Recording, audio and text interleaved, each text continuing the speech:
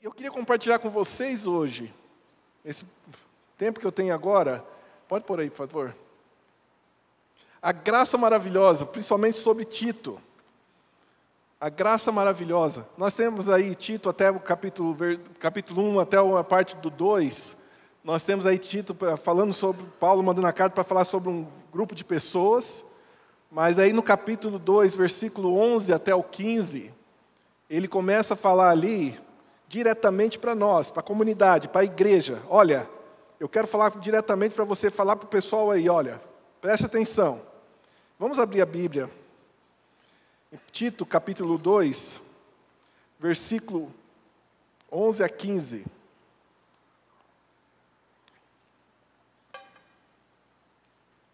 E aqui nós podemos ver a direção que Paulo deu para Tito através dessa carta. Aqui diz o seguinte: porque a graça de Deus se manifestou salvador a todos os homens. Ela nos ensina a renunciar à impiedade e às paixões mundanas e a viver de maneira sensata, justa e piedosa nessa era presente.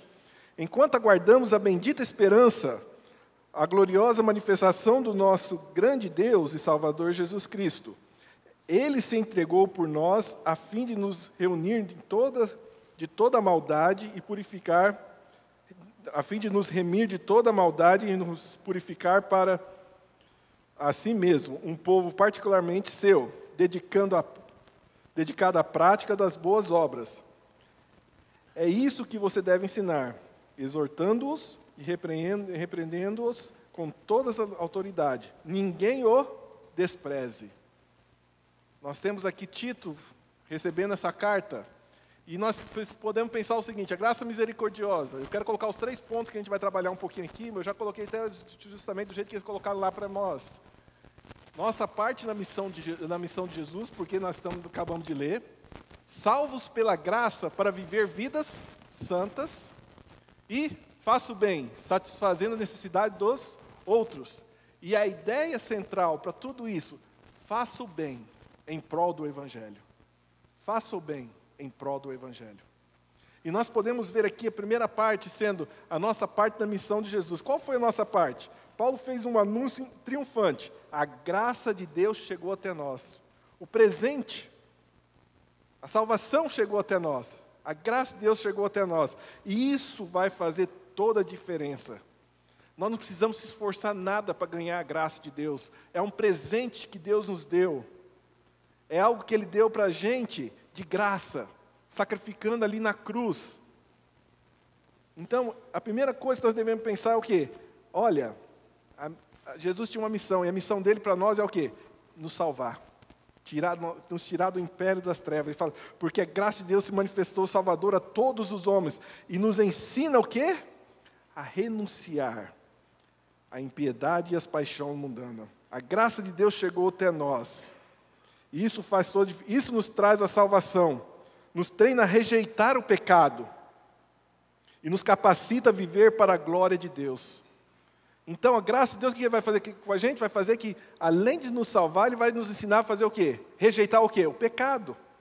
Ele vai nos ensinar como que deve ser o nosso andar cada dia. Isso que a missão de Jesus até aqui, até quando Ele não venha, até que Ele venha. Não podemos fazer isso em nossas próprias forças. Mais que nós tentamos fazer em nossas próprias forças, nós não conseguiríamos fazer. Não importa quanto nós queremos. Olha, se você quer fazer alguma coisa na sua própria força, você não vai conseguir. Mais que você queira, você não vai conseguir. Eu me lembro uma vez compartilhando o Evangelho com uma pessoa, e ele falou assim, olha, eu tenho algo para resolver na minha vida primeiro. Alguma coisa tem que ser resolvida na minha vida primeiro, para depois eu querer receber essa graça, para receber Cristo como meu Senhor. E eu falei para ele o seguinte: você não vai conseguir fazer isso sozinho, se você não tem Cristo do seu lado. Por isso que Ele enviou o Espírito Santo para cada um de nós. E foi justamente isso. Ele falou, olha, a graça veio para isso, para nós aprender a rejeitar o pecado.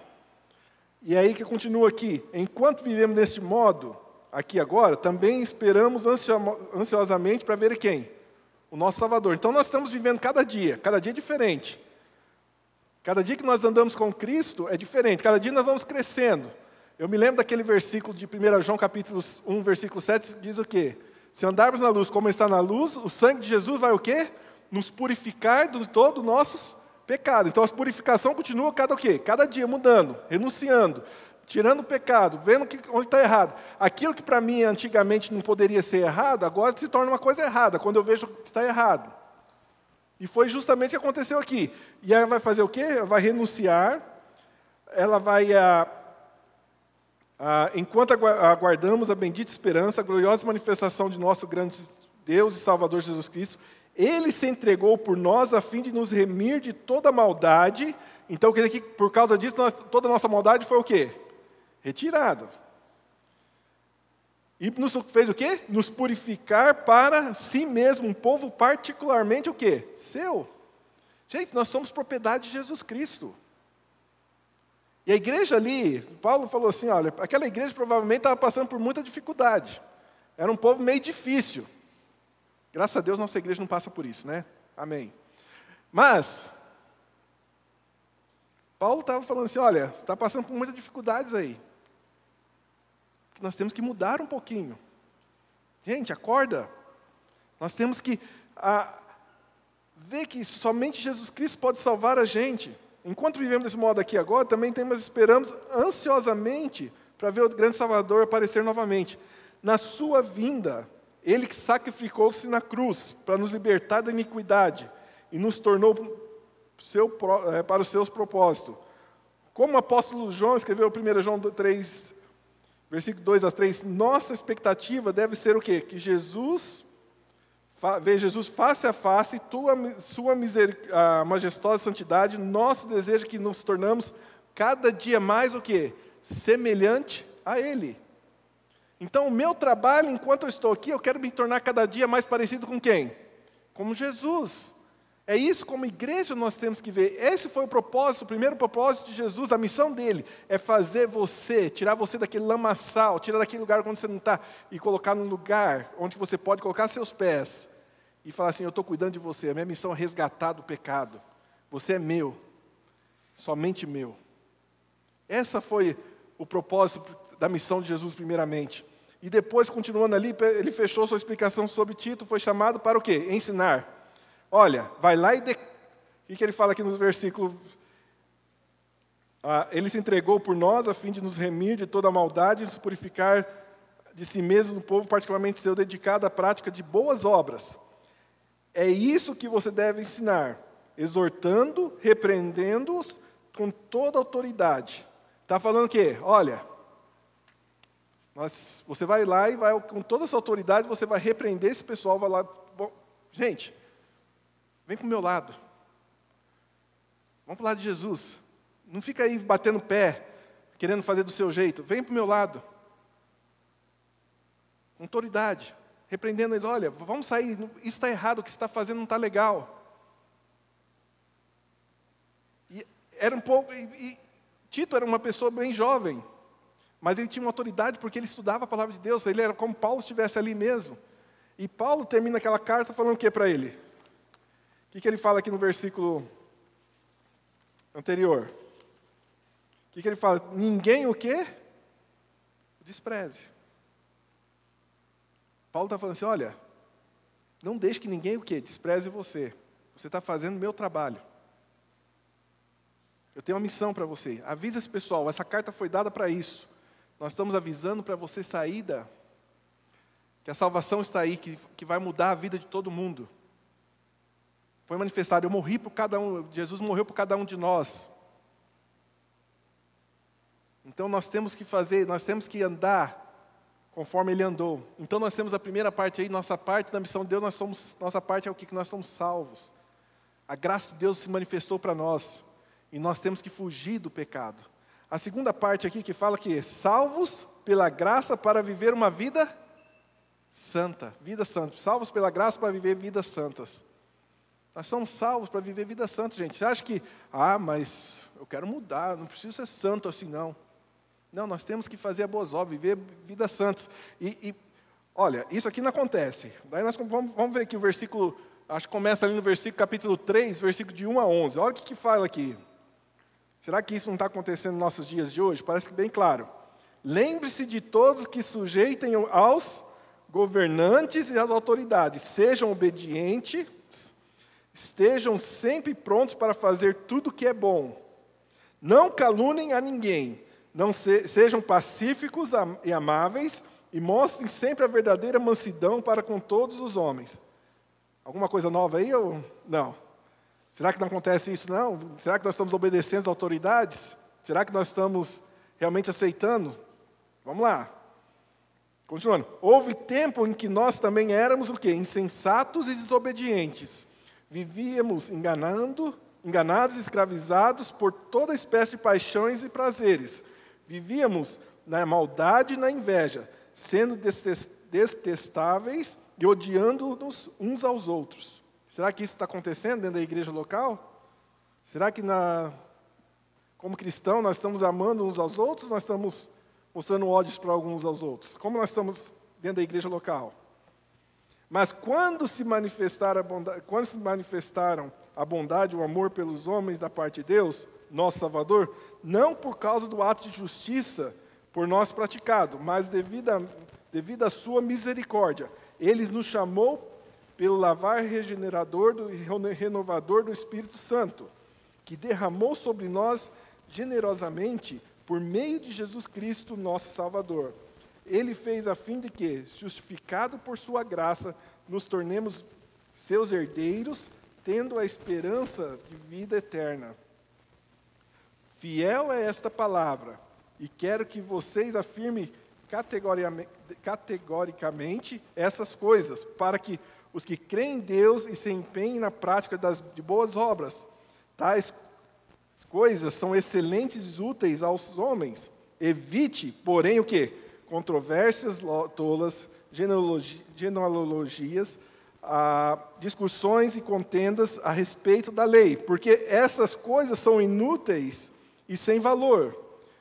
Quanto àquele que provoca divisões, advirta-o uma e duas vezes. Depois disso, o quê? Rejeita-o.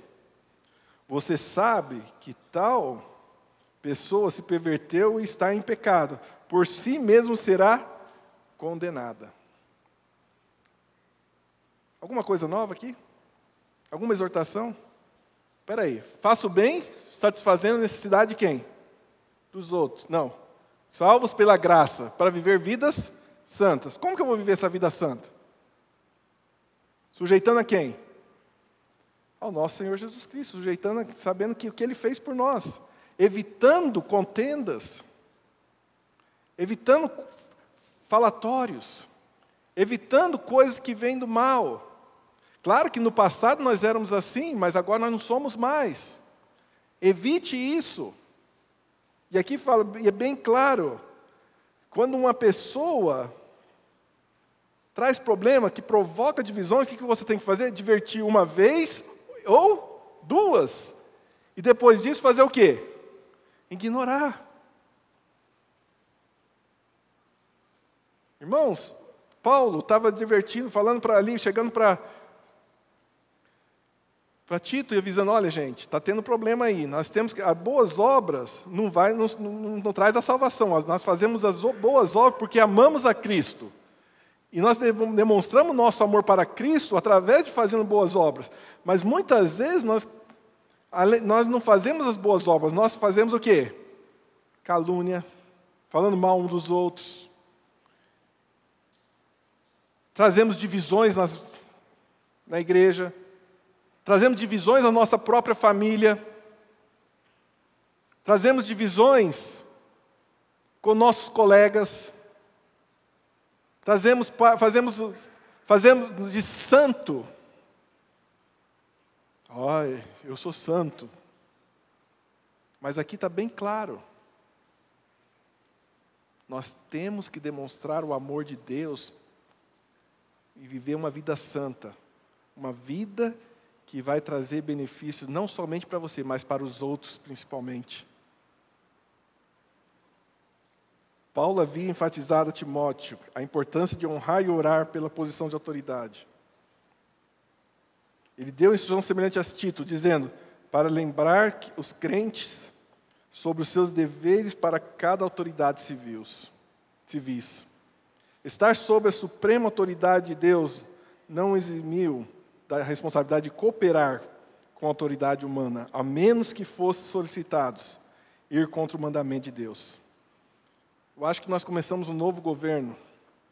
Eu nunca coloquei minha posição sobre quem que eu sou, porque a gente brinca tudo, mas cada um tem sua posição. Mas, biblicamente, como nós temos reagido? E eu fico olhando muitas vezes, assistindo pessoas que, não estou falando de pessoas aqui, tá, gente? Pessoas que eu conheço, pessoas bem próximas de mim, de outros lugares, que quando eles colocam de vez em quando algo diferente, algo que eu falo assim, onde você está isso biblicamente? Nós tivemos, nesse tempo que eu estive nos Estados Unidos, uma das coisas que aconteceu ali foi justamente o julgamento, não o julgamento, mas acho que todo mundo viu o que aconteceu ali, sobre aquele juiz, que é o novo juiz da Suprema Corte, indicada pelo presidente, e houve ali os senadores questionando, achando algo de 1980 e poucos da vida dele, e a pessoa vinha para falar mal dele, para que ele não deveria ter essa posição ali. Só que a pessoa não lembrava do dia, só falou assim, ele fez algo comigo. Mas não lembrava qual o dia que foi, não lembrava a hora que foi, do jeito que foi, o que bebeu, o que comeu naquele dia, mas lembrava daquele dia, tal. Mas acabou sendo o quê? Inocentado, porque tentando procurar algo sobre a vida dele. Pessoas que talvez, cristãos ali no meio, falam assim, não, tem que tirar essa pessoa aí, vai estragar o trabalho do Senhor ali. Quando nós tivemos como aquele juiz supremo, aquele novo juiz, ele estava ali para fazer a diferença, ele tinha um exemplo de família. Nós passamos horas, igual vocês nós passamos horas aqui vendo coisas sobre política, tudo, lá também eles passavam horas vendo sobre isso. E não acharam nada. Não tiveram nada. E aí? E quanto a nós? Será que vão achar alguma coisa na nossa vida? Que pode ser acusada? Dia, hora, momento? Calúnias? Caluniando sobre vocês? E se a gente vê, se você está diante de Deus, você vê que isso está errado, você tem justamente esses últimos versículos que falam o quê? Quanto aquele que provoca divisões, advirta-o com uma ou duas vezes, depois disso rejeito. Você sabe, tal pessoa se perverteu e está em pecado, e por si mesmo será o quê? Condenada. Deixa Deus fazer. Não gaste tempo brigando, se defendendo. Deixa Deus resolver esse problema para você. Com o tempo isso vai mostrar. E em terceiro lugar, faça o bem, satisfazendo as necessidades dos outros. Que é justamente, continuando esses versículos, do versículo 12 a 15, Paulo concluiu a sua carta a Tito com 3 breves anotações sobre os companheiros missionários, saudações pessoais e oração da bênção. Olha o que ele fala aqui. Quando eu lhe enviar Artemas e a Tíquico, faça o possível para vir ao meu encontro em Nicópolis, pois decidi passar o inverno ali.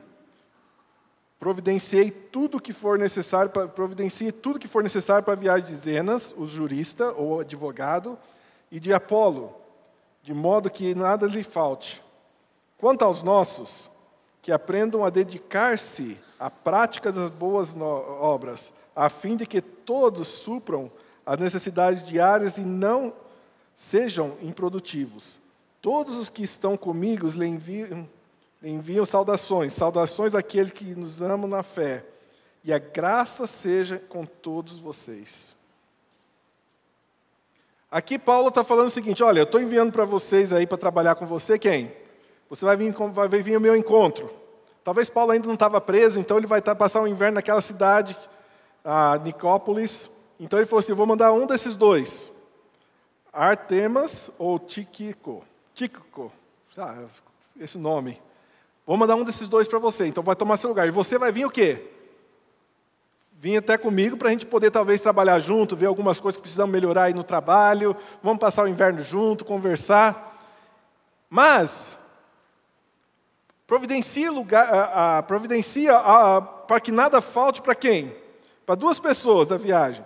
Zenas, o jurista, e de Apolo. Paulo acho que todo mundo conhece, está bem falado na Bíblia, um dos discípulos ali também. De modo que nada lhe falte. Provavelmente, esses dois estavam levando essa carta para Tito, essa carta que seria entregue para Tito. E falou assim, olha, não deixe que nada falte para eles. E foi justamente, pensando nessa carta aqui, nessa parte, eu fico pensando o que aconteceu comigo nos últimos 3 meses. As pessoas que eu fiquei ali, a casa que eu fiquei, não me faltou nada, gente. Olha, você pode vir, quando nós começamos a conversar, você pode vir, que a gente vai cuidar de você. A gente vai dar o que a gente pode dar para você. A gente vai te ajudar o que você precisa. E foi justamente aqui, faça o bem. Quando você recebe pessoas, faça o melhor para elas.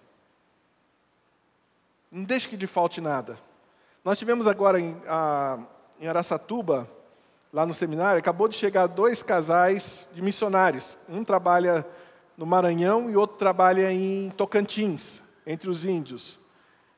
E de repente, onde que eles vão ficar? Daí nós arrumamos lugar lá no seminário, vão ficar lá no seminário. Nós arrumamos 2 quartos, preparamos aquele lugar para poder o quê? Pode vir, nós temos aqui o lugar, independente que seja, pode ser sim, mas temos um lugar para vocês ficarem. Esses dias que vocês estão aqui. Vocês podem estar junto com a gente. E foi justamente o que aconteceu.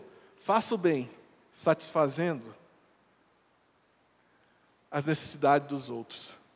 E aí Paulo termina com mais uma coisa, falando, saudando, né?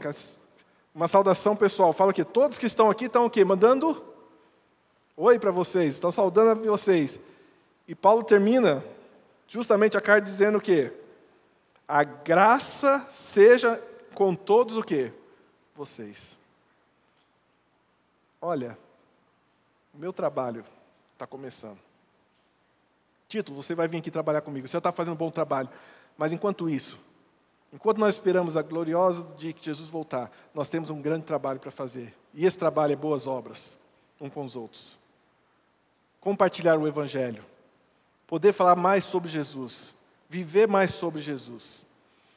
Eu quero voltar, vamos falar que hoje não seria hoje é dia 6 de janeiro. Vamos voltar aqui para o dia 25 de dezembro. E dia 25 de dezembro é considerado o quê? Natal, onde nasceu quem? Um Salvador, para que mais tarde morresse na cruz para cada um de nós, não é isso? Talvez vocês conheçam,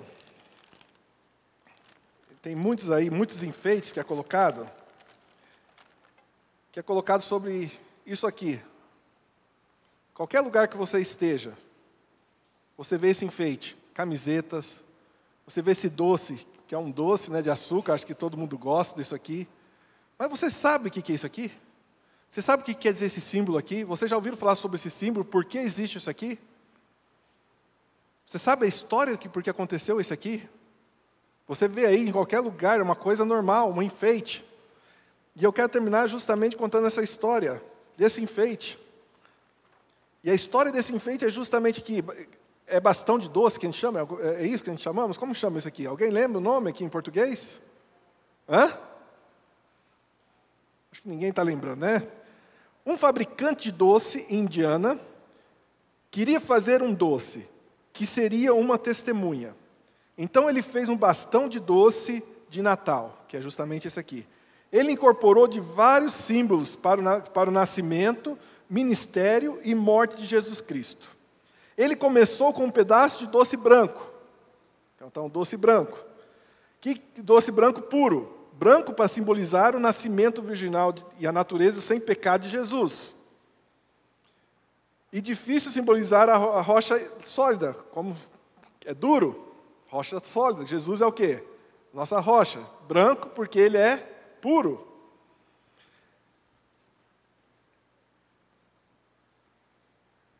Ele começou com um pedaço... Ele começou com um pedaço de doce branco, puro branco, para simbolizar o nascimento virginal sem pecado de Jesus, e difícil de simbolizar a rocha sólida, o fundamento da igreja e a firmeza da promessa de Jesus, de Deus. O confeiteiro fez esse doce de uma forma de um J. Ao contrário, obrigado, Ale. É assim para vocês? Através de um J, que quer dizer o quê? Jesus. Para representar o precioso nome de Jesus, que veio à terra como nosso Salvador. Também poderia representar o cajado de o quê? Do bom pastor, que o quê? Resgata as ovelhas. Também poderia, com o qual ele alcança as valas do mundo para levantar os cordeiros caídos. Pensando que o doce era um pouco simples, o confeiteiro manchou com listras vermelhas. Você pode notar que tem as listras vermelhas manchadas. Ele usou 3 pequenas listras vermelhas para mostrar a listra da flagelação que o Jesus recebeu, pelas quais somos curados. A grande faixa vermelha era para o sangue derramado de Jesus na cruz, para que pudéssemos ter a promessa da vida eterna. Você já pensou nisso? Então você pode olhar que está pequeno aqui, o quê? Eles nunca pensaram nesse doce desse jeito, né? E você pode pegar esse doce e falar e compartilhar sobre o Evangelho. Mas, olha o que aconteceu. Infelizmente, o doce ficou conhecido como candy cane, uma decoração sem sentido vista na época do Natal. Mas o significado ainda está lá, com aqueles que têm olhos para ver e ouvidos para ouvir. Eu oro para que esse símbolo seja novamente usado para testemunhar a maravilha de Jesus Cristo, seu grande amor, que desceu do Natal e continua sendo a última força dominante nesse país, nesse mundo. Isso aqui era para ser o quê? Algo para testemunhar, e se tornou somente uma figura. Irmãos, você pode compartilhar o que Jesus fez por mim na cruz. Ele morreu e nos resgatou do império das trevas. A graça do Senhor veio salvadora para todos nós. E por isso nós podemos fazer parte da missão de Deus. Por isso nós temos que fazer o bem um para com os outros. Nós somos salvos para poder compartilhar o Evangelho para cada um, para correr do pecado. Compartilhe com uma pessoa, essa semana, o que Jesus fez por você. Mostre para ele o motivo pelo qual você está fazendo isso. Faça uma boa obra. Se alguém está precisando de alguma coisa, alguém está precisando de alguma coisa diferente, faça alguma coisa para mudar aquela vida daquela pessoa. E quando você for falar mal de alguém, pense numa coisa boa que aquela pessoa fez por você. E fale sobre Jesus. Respire sobre Jesus. Que a graça do Senhor se manifeste